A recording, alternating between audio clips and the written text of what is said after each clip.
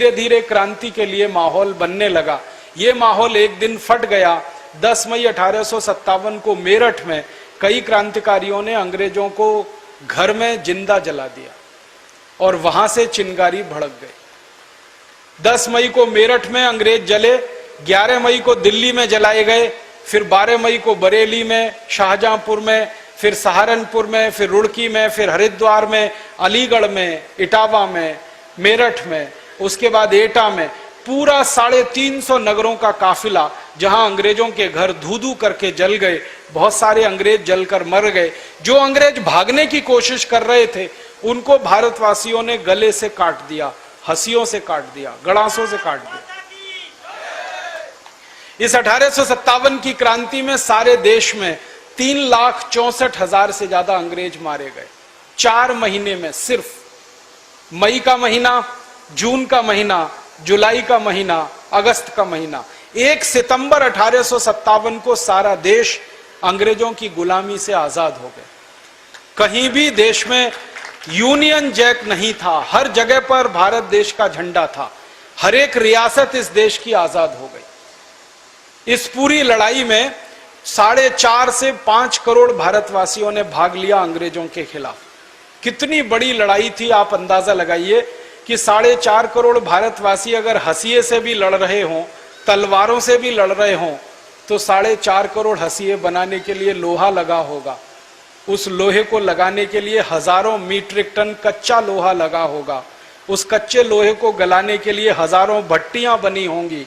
उन भट्टियों में लोहा गलाने का काम किसी ने तो किया होगा। और मैंने जब इतिहास ढूंढा तो पता चला कि हजारों टन कच्चे लोहे से हंसिया बनाना, कच्चे लोहे से तलवार बनाना, बंदूकें बनाना, नाल बनाना, ये जिन लोगों ने किया उनको हम इस देश में बंजारा जाति के लोग कहते हैं, जो गांव-गांव, गली-गली अपना एक छोटा सा आशियाना बनाकर रहते हैं, जो अपना पक्का घर कभी नहीं बनाते, किसी भी शहर के गांव के बाहर बस जाते हैं। उनकी एक छोटी सी बैलगाड़ी होती है, उसी में उनकी पूरी जिंदगी ढोती है। वो कहीं भी बैलगाड़ी खड़ी होती है, वहीं गांव बस जाता है। थोड़े दिन वो रहते हैं, फिर दूसरे गांव में चले जाते हैं। एक बार ये बंजारा जाति के लोगों से मैंने पूछा, आप अपना घर बना के पक्का क्यों नहीं रहते? तो उन्होंने जवाब दिया मुझे। उन्होंने कहा, हमारे राजा ने जब अपनी जिंदगी में कभी अपना घर नहीं बनाया तो हम कैसे बना सकते? तो मैंने आपसे उनसे पूछा, आपका राजा कौन था? उन्होंने कहा, महाराजा राणा प्रताप हमारे राजा थे, जिन्होंने जिंदगी भर अपने लिए घर नहीं बनाया। हम कैसे बना सकते हैं? हम उन्हीं के वंशज हैं और हम तब तक अपनी जिंदगी ऐसे ही बिताएंगे जब तक हमारे राजा के प्राण वापस हम में किसी में नहीं आते, पुनर्जन्म नहीं होता।